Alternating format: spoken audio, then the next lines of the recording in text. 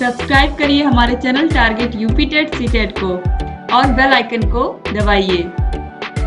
Hello friends, मैं रेनू स्वागत करती हूँ आप सभी का आपके अपने channel target UP TET CTET में। दोस्तों, आप लोग की तैयारी कैसी चल रही है यूपी टेट की, मुझे कमेंट करके बताइएगा। दोस्तों, आप लोग की तैयारी कैसी चल रही है? उम्मीद करती हूँ कि आप सभी लोग अपने पेपर की तैयारी बहुत ही अच्छे से कर रहे होंगे। मैंने नोट्स बनवा दिए हैं, आपको पता है हर एक क्लास आपको मिल गई होगी। सभी को मैंने अपने हाथों से लिख करके आपके लिए नोट्स बनाए हैं। बाल विकास का पूरा नोट्स अपने हाथ से लिख करके बनाया है। संस्कृत का भी नोट मैंने खुद अपने हाथों से लिख करके ही बनाया है। उम्मीद करती हूँ आप सारे वीडियोस को देख रहे होंगे और आपको सारे वीडियो समझ में भी आ रहे होंगे। अब यहाँ पर मैं सभी ईयर के प्रीवियस ईयर क्वेश्चन पेपर्स भी सॉल्व करा दे रही हूँ, प्रैक्टिस भी करा रही हूँ आप लोग को, ताकि आप लोग की जो तैयारी है वो बहुत बहुत बेहतर हो पाए और आप सभी लोग जो आपका बाल विकास पेपर है इसमें बहुत अच्छा स्कोर करके आए। तो बाल विकास पेपर आपका इसके हम 2018 में जो क्वेश्चन पेपर 2018 में जो आपका यूपी टेट का पेपर हुआ था, 18 नवंबर 2018 को जो पेपर हुआ था उसका पूरा सोल्यूशन यहाँ पर मैं आप लोगों को दूंगी।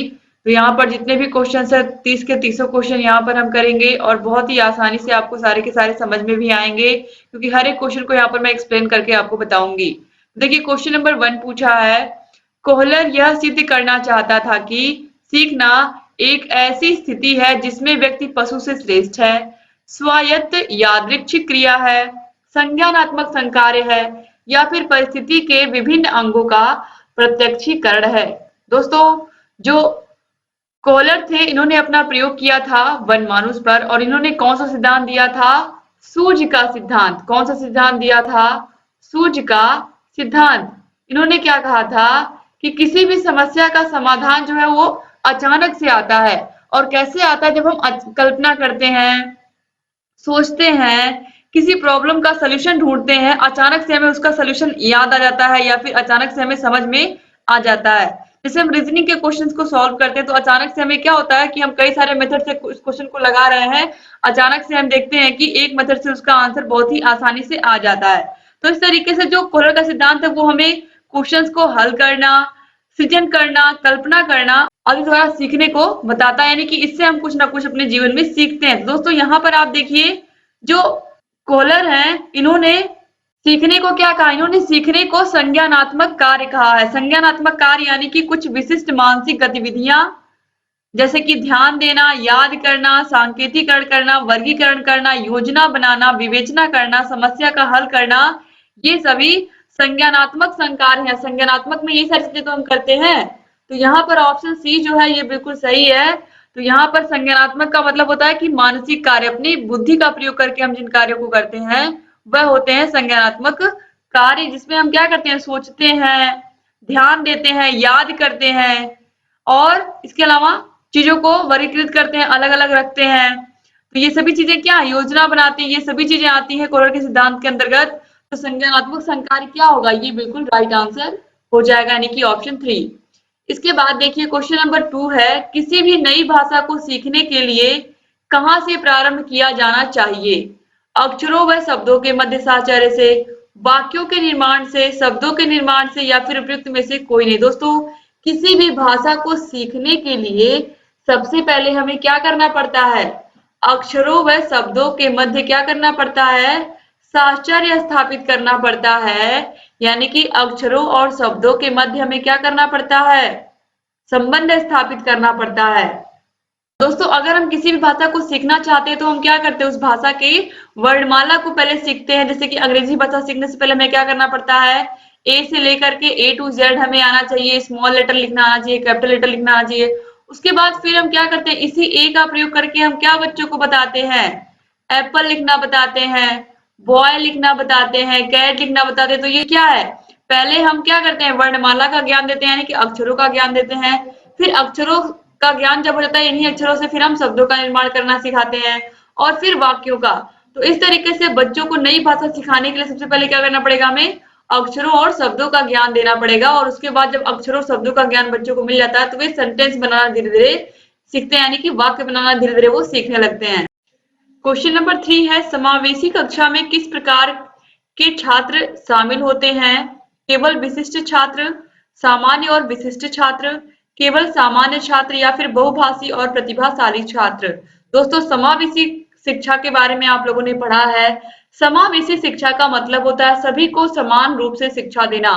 आपके क्लास में बहुत तेज बच्चा है, आपके क्लास में सामान्य बच्चा है, या आपके क्लास में विशिष्ट बच्चा। विशिष्ट के अंतर्गत आपको पता है कौन कौन से बालक आते हैं। विशिष्ट के अंतर्गत ऐसे बच्चे जो मूक बधिर है, यानी कि जिन्हें बोलने में समस्या है, जो वाक इसके अलावा जो बधिर है या जिन्हें सुनने में दिक्कत है, या फिर ऐसे बच्चे जो अस्थिबाधित है, जिनकी हड्डियों में किसी प्रकार की कोई प्रॉब्लम है, या ऐसे बच्चे जो मानसिक रूप से कमजोर है, ये सब विशिष्ट बालकों में आते हैं। तो इसके अलावा जो सबसे तेज है, ये भी आप विशिष्ट में ही रख सकते हैं, क्योंकि तेज बच्चों को भी हम विशिष्ट में ही रखते हैं। तो इस तरीके से सामान्य और विशिष्ट दो प्रकार के जो बच्चे होते हैं आपकी क्लास में। दोस्तों सामान्य और विशिष्ट यही दो प्रकार के बच्चे होते हैं आपकी कक्षा में। तो सामान्य के अंतर्गत ऐसे बच्चे आते हैं जो सामान्यतः जो चीजें आप पढ़ाते हो उनको धीरे धीरे वो सीख ही जाते हैं। लेकिन जो विशिष्ट बच्चे होते हैं इनमें बहुत तेज बच्चे भी होते हैं और दिव्यांग बच्चे भी होते हैं। तो दिव्यांग बच्चों में ऐसे बच्चे जिनको दिखाई नहीं देता है, जिनको सुनने में प्रॉब्लम होती है, जिनको बोलने में प्रॉब्लम होती है, जिनकी हड्डियों में किसी प्रकार की कोई समस्या होती है, तो ऐसे बच्चे दिव्यांग बच्चे होते हैं।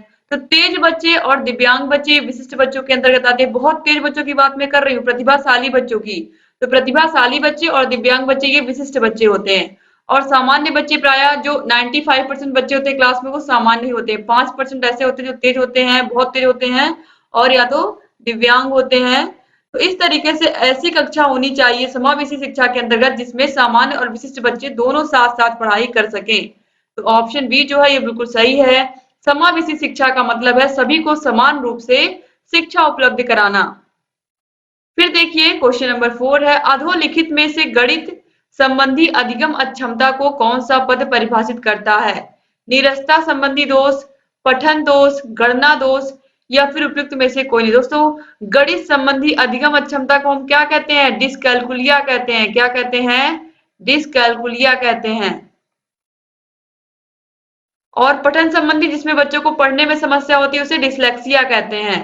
तो यहाँ पर आप देखिए गणना दोष का मतलब है बच्चे को ये नहीं समझ में आता है 53 ज्यादा है या 35 ज्यादा है। ये हम कह सकते हैं कि बच्चा कौन सी संख्या बड़ी है कौन सी छोटी है उसमें अंतर नहीं कर पाता है। वह गणित उसे क्या लगता है, उसे गणित में कहीं ना कहीं समस्या होती है, गिनने में समस्या होती है। तो ऑप्शन सी जो है गणना दोष, ये राइट आंसर हो जाएगा, क्योंकि गणित है तो गणित में गणना करना, जोड़ घटाना करना, ये सब तो होता ही है।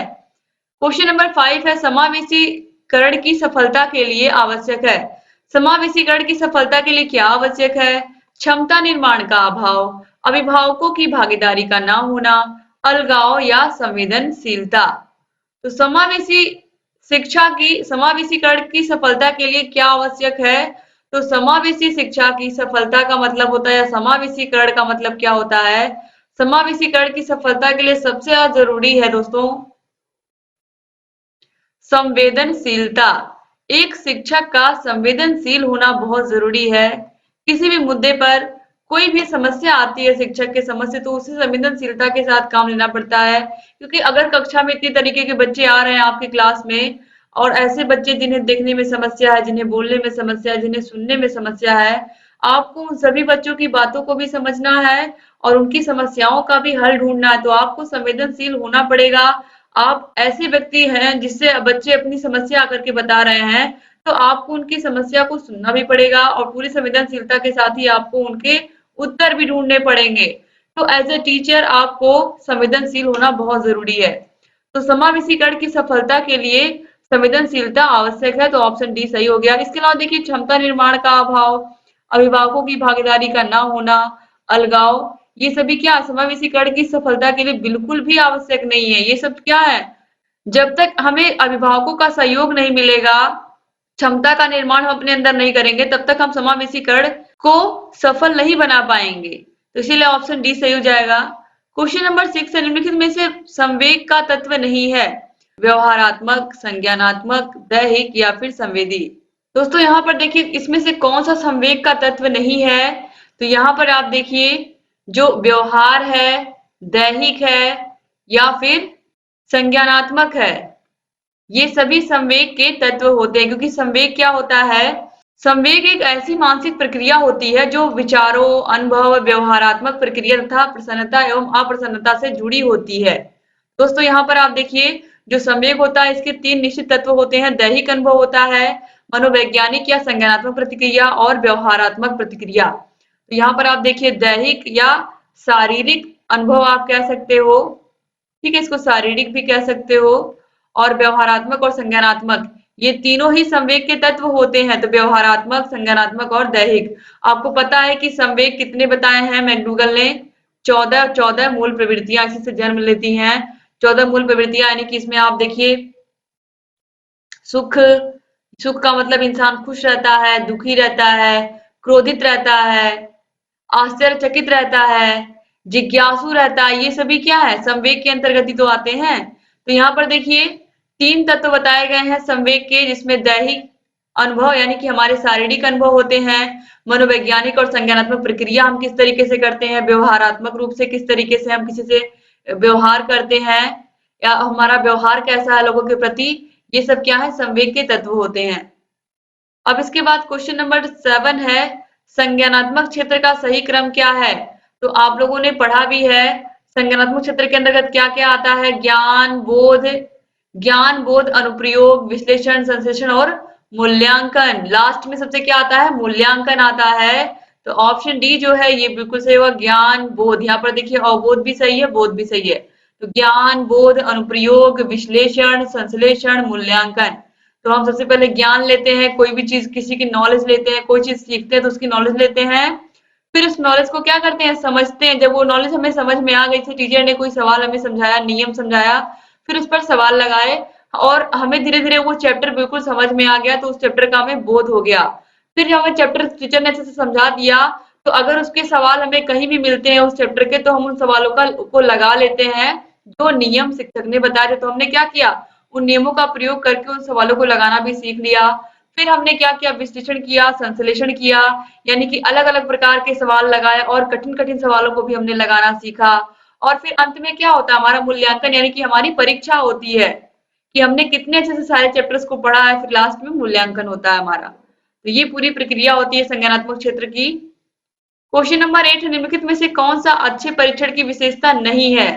तो अच्छे परीक्षण की विशेषताओं में दोस्तों यहाँ पर आप देखिए, जनतांत्रिक होता है, सहानुभूतिपूर्ण होता है और वांछनीय सूचनाएं देने वाला होता है। कोई भी अच्छा परीक्षण, निम्नलिखित में से कौन सा अच्छे शिक्षण की विशेषता नहीं है? तो अच्छे शिक्षण की विशेषता नहीं है पूछा है।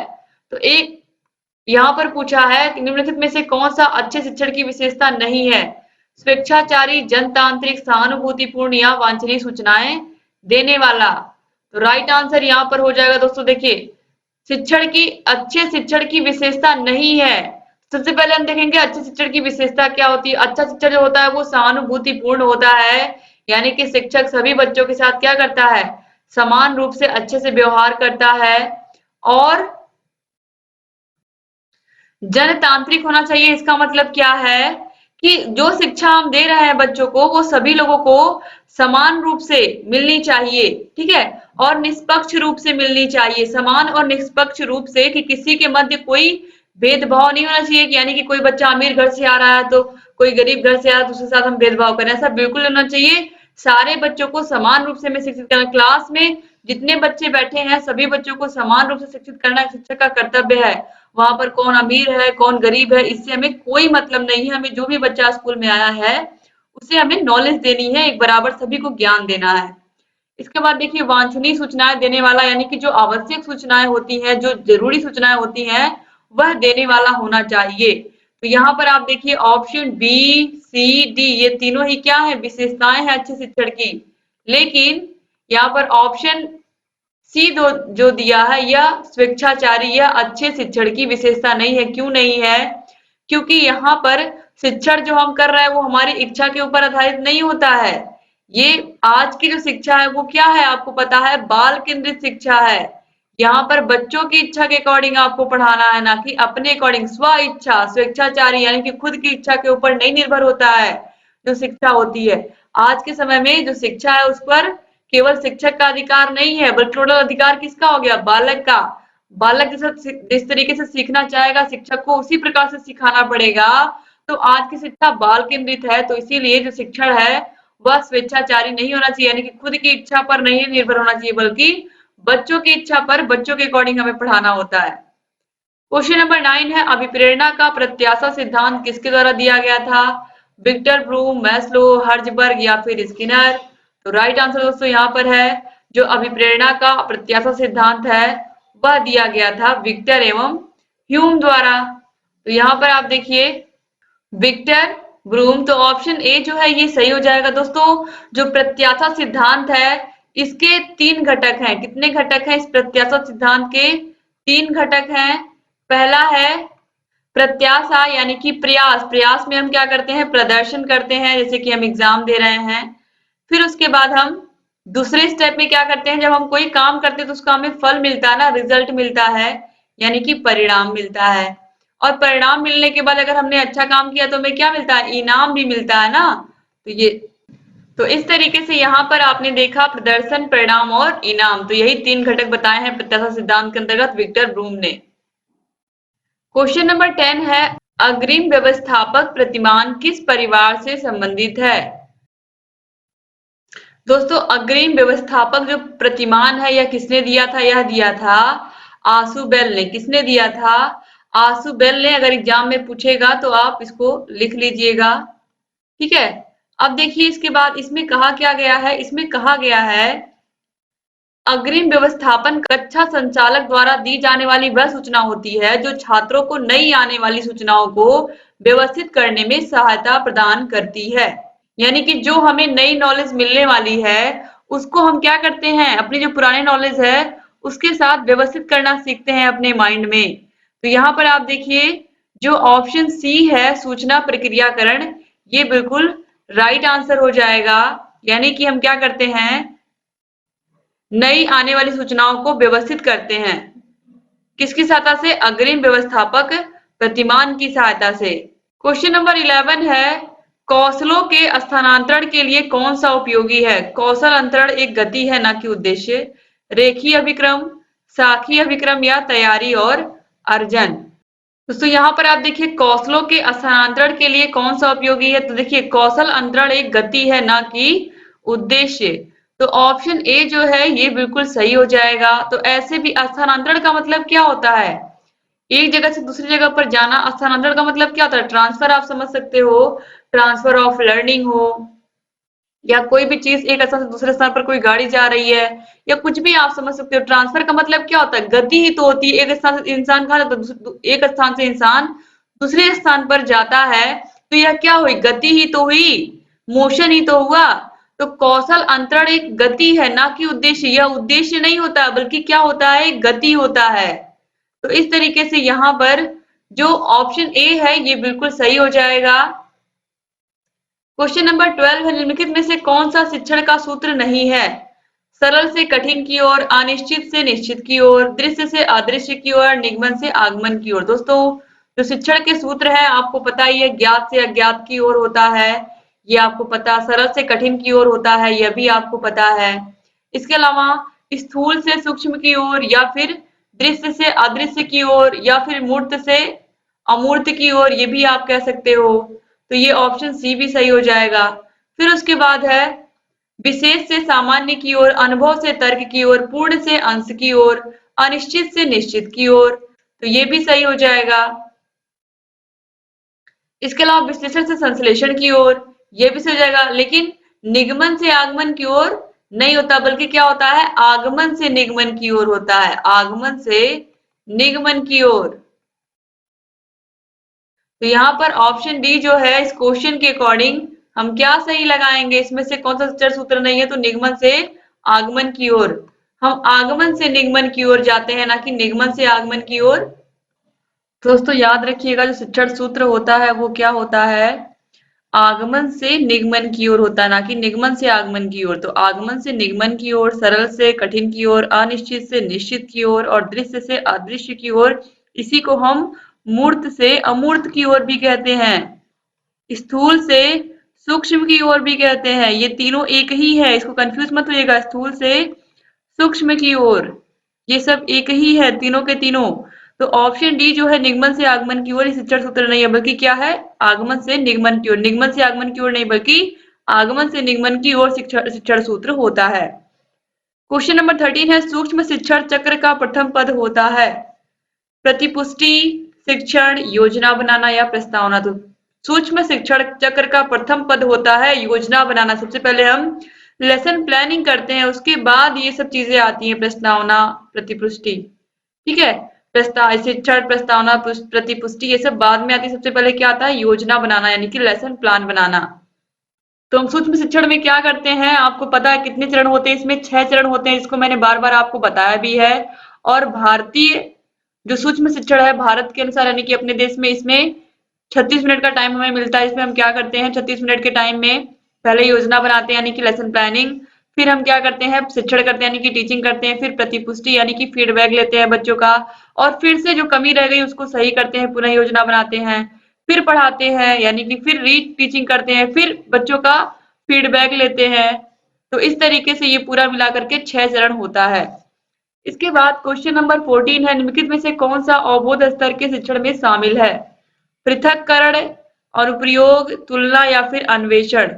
तो अवबोध स्तर के शिक्षण में क्या शामिल है दोस्तों, तो देखिए अवबोध ज्ञान, आपको पता है ज्ञान के बाद क्या आता है, संज्ञानात्मक विकास, संज्ञानात्मक जो क्षेत्र होता है उसके अंतर्गत ज्ञान, फिर दूसरा होता है अवबोध यानी कि जो ज्ञान आपने लिया वो आपको समझ में आया या नहीं आया। तो अवबोध का मतलब होता है अन्वेषण, अन्वेषण का मतलब कि जो आपने सीखा है, जो आपने सीखा है अब उसको आपको क्या करना है, उसका प्रयोग करना है, उसको अपने जीवन में कहाँ कहाँ आप यूज कर सकते हैं। अब बच्चों को ये सारी चीजें बतानी है, गिनती आपने बता दी है, अब इस गिनती का प्रयोग बच्चा कहाँ कहाँ कर रहा है, पैसों को गिनने में कर रहा है, घर में जो भी सामान उसको दिख रहा है, गिलास, कटोरियां किचन में, वो गिनने की कोशिश कर रहा है, गिन रहा है। इसके अलावा वह टॉफियां गिन रहा है, वह कुछ ना कुछ कर रहा है, यानी कि जो ज्ञान उसने लिया है उसका प्रयोग कहीं ना कहीं वह कर रहा है, तो उसी को हम कहते हैं अन्वेषण या खोज कहते हैं। तो ऑप्शन डी जो है ये बिल्कुल सही हो जाएगा।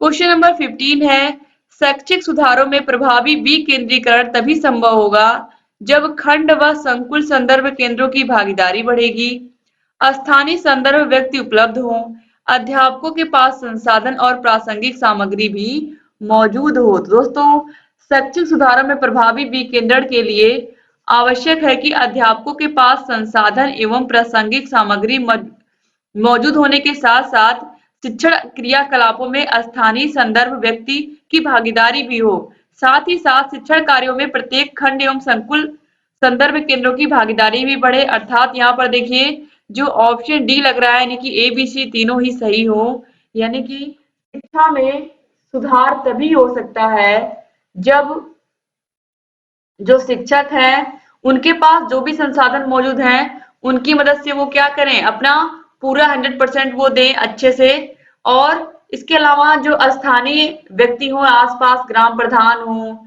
या फिर ऐसे व्यक्ति जो कुछ ना कुछ स्कूल को योगदान देना चाहते हो, वो लोग भी सहयोग करें। और खंड स्तर पर यानी कि ब्लॉक स्तर पर जो एसडीआई होते हैं या फिर ये कहें बीईओ, ब्लॉक एजुकेशन ऑफिसर होते हैं, संकुल होते हैं, संकुल स्तर पर, न्याय पंचायत स्तर पर, ये सभी लोग जब मिल करके साथ में काम करते हैं तो शिक्षा में सुधार निश्चित रूप से होता ही है। तो ऑप्शन डी सही हो जाएगा। क्वेश्चन नंबर 16 है, एक छात्र पढ़ रहा है जिसका नाम लेकर किसी ने बुलाया, एक छात्र पढ़ रहा है जिसका नाम लेकर किसी ने बुलाया, निम्न में से किस संवेदना द्वारा छात्र अपनी अनुक्रिया प्रकट करेगा, दृष्टि संवेदना, स्पर्श संवेदना, ध्वनि संवेदना या फिर प्रत्यक्षण संवेदना। आप कोई किताब पढ़ रहे हो, आप ध्यान से उस किताब को पढ़ रहे हो, तो किसी ने क्या किया, आपको बुलाया आपका नाम लेकर के, या आपका जो भी नाम है, राहुल, श्याम, राम, जो भी आपका नाम है, आपका नाम लेकर के आपके फ्रेंड ने, किसी ने बुलाया आपको, तो आपने क्या किया, आपने उसकी ध्वनि को यानी कि उसकी आवाज को आपने कान में सुना और आप मुड़ गए उसकी तरफ। तो ध्वनि संवेदना, यहाँ पर आपने अपनी संवेदना किस प्रकार प्रकट की है, ध्वनि संवेदना के माध्यम से, यानी कि आपको आपकी कान में उसकी ध्वनि गई, आपने उसको पहले देखा नहीं, बस उसकी आवाज गई और आप मुड़ गए। तो आवाज क्या है, ध्वनि तो है, तो ध्वनि संवेदना यहाँ पर राइट आंसर हो जाएगा। आपने ध्वनि सुन करके, आपने आवाज सुन करके क्या की, आपने अपनी अनुक्रिया दी यानी कि आप पीछे पलट गए। क्वेश्चन नंबर 17 है, पियाजे के सिद्धांत के अनुसार प्राक संक्रियात्मक अवस्था की अवधि क्या होती है? 4 से 8 साल, जन्म से 2 साल, 2 से 7 साल या फिर 5 से 8 साल। प्राक संक्रियात्मक अवस्था या पूर्व संक्रियात्मक अवस्था भी कहते हैं। पियाजे ने जो संक्रियात्मक अवस्था का सिद्धांत, जो संज्ञानात्मक विकास का सिद्धांत दिया था, आपको पता है उसमें कितनी अवस्थाएं बताई थी? 4 अवस्थाएं बताई थी। पहली जो बताई थी वह जन्म से लेकर के जन्म से लेकर के 2 वर्ष तक कौन सी अवस्था होती है? इंद्रिय जनित गामक अवस्था या संवेदी गामक अवस्था। फिर जो दूसरी होती है वो होती है पूर्व संक्रियात्मक अवस्था, जो कि 2 से लेकर के 7 वर्ष तक होती है, जिसे हम प्राक संक्रियात्मक अवस्था भी कहते हैं। तो यहाँ पर ऑप्शन सी सही हो जाएगा। इसके अलावा तीसरी क्या होती है? मूर्त संक्रियात्मक अवस्था, जो कि 7 से लेकर के 11 वर्ष तक होती है। और लास्ट में आती है अमूर्त संक्रियात्मक अवस्था या औपचारिक संक्रियात्मक अवस्था, जो कि 11 से लेकर के 15 वर्ष तक होती है। तो यहाँ पर प्राक संक्रियात्मक अवस्था यानी कि पूर्व संक्रियात्मक अवस्था पूछा है, तो यहाँ पर ये कितना हो जाएगा? 2 से 7 साल हो जाएगा। क्वेश्चन नंबर 18 है, निम्नलिखित में से कौन सी बाद की बाल्यावस्था के बौद्धिक विकास की विशेषता नहीं है? बाद की बाल्यावस्था के बौद्धिक विकास की विशेषता नहीं है। दोस्तों, बाद की बाल्यावस्था, आपको पता है जो बाल्यावस्था है उसको हमने 2 भागों में बांटा है, संचय काल और परिपाक काल। हम कहते हैं 6 से 9 वर्ष तक की अवस्था को हम क्या कहते हैं? संचय काल। और 9 से 12 वर्ष तक की अवस्था क्या होती है? परिपाक काल। तो देखिए, जो बौद्धिक विकास होता है बच्चों का, वह बाल्यावस्था में 6 से 12 वर्ष तक की अवस्था में तो होता ही, क्योंकि बच्चा 6वें वर्ष में स्कूल जाना शुरू करता है। और 6वें वर्ष जब वह स्कूल जाना शुरू करता है तो उसका क्या होता है? जब स्कूल जाना शुरू करता है तो उसका संज्ञानात्मक विकास होता है, यानी कि उसकी बुद्धि बढ़ती है, उसकी सोचने समझने की क्षमता बढ़ती है, चिंतन करने की क्षमता बढ़ती है, उसकी स्मृति अच्छी होती है, वह तर्क करता है, निर्णय लेता है। तो ये सभी क्या है? कल्पना, चिंतन, ध्यान, रुचियां, ये सभी क्या करती है? बच्चे के बौद्धिक विकास में मदद करती हैं। तो यहाँ पर आप देखिए ऑप्शन है, भविष्य की योजना की सूझबूझ, विज्ञान की काल्पनिक कथाओं में अधिक रुचि, बढ़ती हुई तार्किक शक्ति या काल्पनिक भयों का अंत। तो दोस्तों, यहाँ पर आप देखिए जो राइट आंसर है वो है ऑप्शन नंबर ए, भविष्य की योजना की सूझबूझ। आपको पता है जो 12 से 18 वर्ष तक के बच्चे होते हैं, जो हाई स्कूल इंटरमीडिएट में होते हैं, वो बच्चे अपने भविष्य के लिए चिंतित रहते हैं, वो अपने करियर को लेकर के चिंतित रहते हैं। लेकिन 6 से 12 वर्ष तक के बच्चों को इन सब की चिंता नहीं होती है। तो ऑप्शन ए जो है भविष्य की योजना की सूझबूझ, ये राइट आंसर है। कि पूछा क्या है कि जो बाद की बाल्यावस्था होती है, यानी कि जो परिपाक काल होता है बच्चों के बाल्यावस्था में, उसके बौद्धिक विकास की विशेषता नहीं है। तो भविष्य की योजना की सूझबूझ, यानी कि भविष्य के लिए बच्चे उतना चिंतित नहीं होते हैं, क्योंकि इसमें करियर बनाने का या जीवन में क्या करना है, ये सब चीजें बच्चों के लिए उतनी मायने नहीं रखती हैं। ये अपने क्लासेस में ही खोए रहते हैं और उसी में अपना मेहनत करते रहते हैं। लेकिन जो बच्चे हाई स्कूल इंटरमीडिएट में आते हैं तो उन्हें अपने करियर की फिक्र होने लगती है। तो इस तरीके से यहाँ पर आपने देखा जो ऑप्शन ए जो है भविष्य की योजना की सूझबूझ, यह बाल्यावस्था के बौद्धिक विकास की विशेषता नहीं है। क्वेश्चन नंबर 19 निम्नलिखित में से मनोवैज्ञानिक भाषा विकास से संबंधित हैं। कौन से मनोवैज्ञानिक है जो भाषा विकास से संबंधित हैं? पाओलो, बिने, मैस्लो या फिर चॉम्स्की। तो राइट आंसर है चॉम्स्की। इन्होंने भाषा विकास का सिद्धांत दिया था। पाओलो तो आपको पता है कि इन्होंने कुत्ते पर प्रयोग किया था और ये रूस के मनोवैज्ञानिक थे। और इन्होंने कौन सा सिद्धांत दिया था? अनुकूलित अनुक्रिया का सिद्धांत दिया था। मैस्लो का मांग का सिद्धांत आपको पता ही है, आवश्यकता का सिद्धांत। और बिने आपको पता ही है, एक तत्व बुद्धि का सिद्धांत। इसके अलावा मानसिक आयु का प्रत्यय किसने दिया था? तो बिने ने ही दिया था, आपको पता ही है। क्वेश्चन नंबर 20 है, थार्नडाइक ने अपने सिद्धांत को किस शीर्षक से सिद्ध किया? संज्ञानात्मक अधिगम, अधिगम के प्रयास एवं भूल, संकेत अधिगम या स्थान अधिगम। आपको पता ही है कि जो थार्नडाइक ने सिद्धांत दिया था अपना, वो क्या दिया था? प्रयास एवं भूल का सिद्धांत। तो ऑप्शन बी जो है ये बिल्कुल राइट आंसर हो जाएगा, क्योंकि इन्होंने क्या कहा था कि अधिगम जो है बार बार प्रयास करने पर ही क्या करता है? इंसान सीखता है, गलतियों से सीखता है। बार बार प्रयास करने के बाद हम प्रयास करते हैं, गलतियां करते हैं, गलतियों से सीखते हैं, फिर प्रयास करते हैं अपने जीवन में। तो ऑप्शन बी जो है अधिगम के प्रयास एवं भूल सिद्धांत, ये बिल्कुल राइट आंसर है। थार्नडाइक ने यही बताया था। क्वेश्चन नंबर 21 है, गिरोह अवस्था किस आयु वर्ग एवं विलंब विकास से संबोधित है? 16 से 19 वर्ष एवं नैतिकता। इसके अलावा दूसरा है 3 से 6 वर्ष एवं भाषा, 8 से 10 वर्ष एवं समाजीकरण, या 16 से 19 वर्ष एवं संज्ञानात्मक। तो दोस्तों यहाँ पर राइट आंसर हो जाएगा गिरोह अवस्था बाल्यावस्था के अंतर्गत आता है और 8 से 10 वर्ष के अंतर्गत यह होता है। तो ऑप्शन सी जो है ये राइट आंसर हो जाएगा, क्योंकि इस अवस्था में बच्चे फ्रेंड्स बनाते हैं और एक गिरोह में रहते हैं, यानी कि अपना एक ग्रुप बनाते हैं और उस ग्रुप में रहते हैं। ठीक है, तो दोस्तों इस उम्र के जो बच्चे होते हैं वो अपने जो फ्रेंड्स होते हैं वो उनको खुद चुनते हैं तथा समूह, झुंड अथवा गिरोह में रहना पसंद करते हैं, जिससे उनका समाजीकरण होता है और वह क्या करते हैं, वो एक दूसरे की मदद करना सीखते हैं, एक दूसरे के काम आना सीखते हैं। तो 8 से 10 वर्ष तक की जो अवस्था होती है या समाजीकरण की अवस्था कहलाती है। तो ऑप्शन सी सही हो जाएगा। क्वेश्चन नंबर 22 है, पियाजे के अनुसार संज्ञानात्मक विकास की तृतीय अवस्था निम्नलिखित में से क्या कौन सी है? अभी आपने देखा है पियाजे की ही अवस्था पूछी गई थी, तो आप देख सकते हैं कि जो पियाजे के संज्ञानात्मक विकास का सिद्धांत है यह कितना इंपॉर्टेंट है। 4 भागों में बांटा गया है। तो अभी आपको मैंने बताया भी था, पहली है इंद्रियजनित गामक अवस्था जो कि जन्म से लेकर के 2 वर्ष तक है। दूसरी है प्राक संक्रियात्मक अवस्था या पूर्व संक्रियात्मक अवस्था जो कि 2 से लेकर के 7 वर्ष तक है। फिर तीसरी है मूर्त संक्रियात्मक अवस्था जो कि 7 से लेकर के 11 वर्ष है और यही पूछा है तृतीय अवस्था कौन सी है, मूर्त संक्रियात्मक अवस्था जो कि 7 से लेकर के 11 वर्ष तक है। औपचारिक आपको पता है 11 से 15 और पूर्व जो है यह 2 से लेकर के 7 और संवेदी गामक अवस्था जन्म से लेकर के 2 वर्ष तक। क्वेश्चन नंबर 23 है, निम्नलिखित में से अधिगम में योगदान देने वाले मनोवैज्ञानिक कारकों में कौन शामिल नहीं है? अधिगम की इच्छा, प्रेरणा, रुचि या विषय वस्तु का स्वरूप।